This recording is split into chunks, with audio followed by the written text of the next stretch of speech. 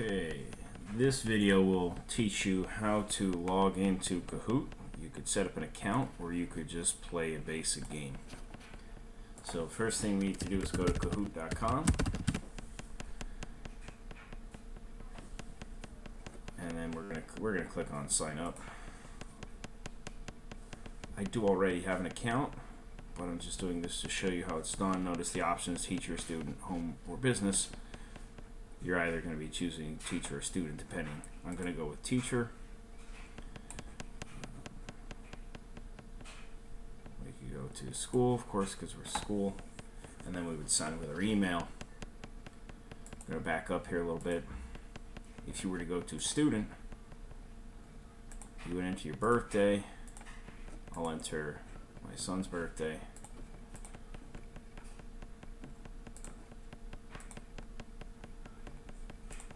See what it does.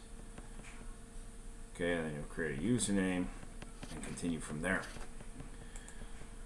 Or if you choose not to, when you're at Kahoot.com, you could always just go to play, and either your teacher or presenter or whatever you're working with will have a game pin that they will give you. You'll hit it here, enter, and then play the game. Please make sure you use your real name, first name only, please. We don't need anybody needing your last name, but only people who have the pin can access that particular game at that particular time. So I'm going to go back here and I'm going to log in because I do have an account set up.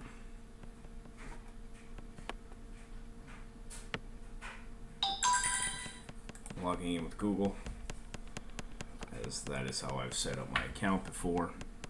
So once you set up your account, it'll work basically this way, depending on if you're a teacher or a student. And I set mine up with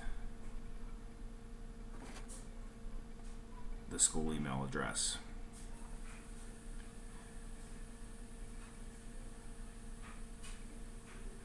Once it loads for you, I just use the free option.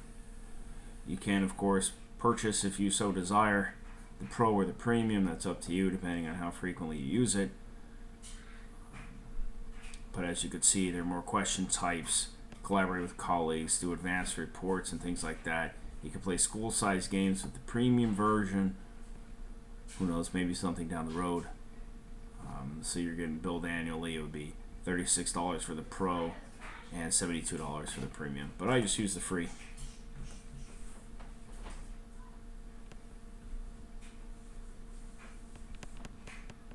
And I can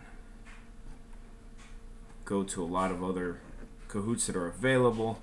I have some Kahoots that I've set up, only 5. As you can see, I haven't done a whole lot with pictures and things like that, but basically just text at this point.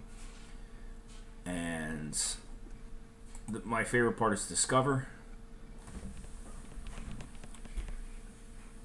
Teachers and students, if you're using Discover when you log in, please be advised that there aren't always the best answers there. I guess there is the outside possibility of some inappropriate content. I haven't come across any of that yet, but I have come across where some of the things that I've searched for example, multiplication facts, we have done 1 or 2 multiplication facts where the wrong answer was actually marked as correct. I'll do another how-to video on how to set that up, but again, you could go there.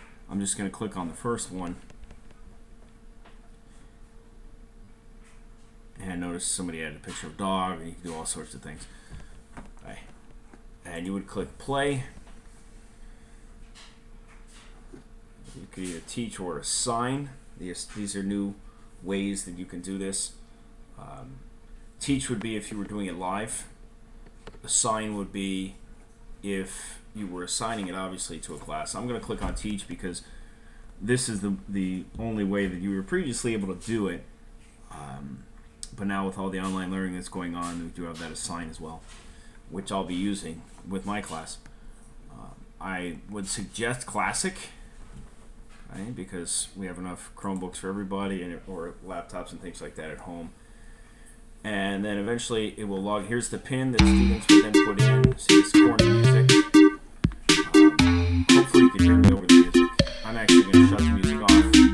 Students would enter this pin, and then after a given amount of time, once nobody else is logging in, it will start the game. Okay, you can set it in options to, actually I'll go back and show you this. If I go to teach,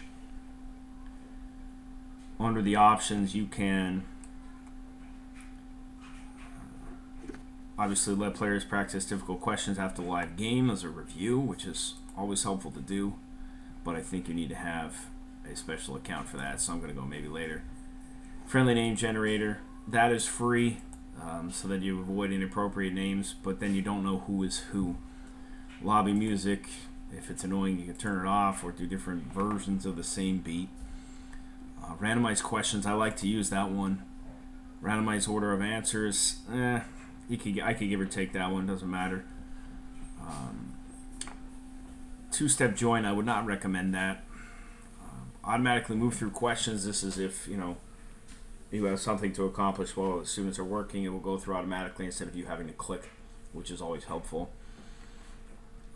And you can also do rejoin after every game. But Kahoot is pretty fun. I've used it a lot with classes and they seem to enjoy it. I like this new assign feature. I'm going to be checking out more of that and seeing what I can do with assign to get my students to work on some of these things and get some results. Hope this video helps, and we'll hope to see you online again to play some Kahoot.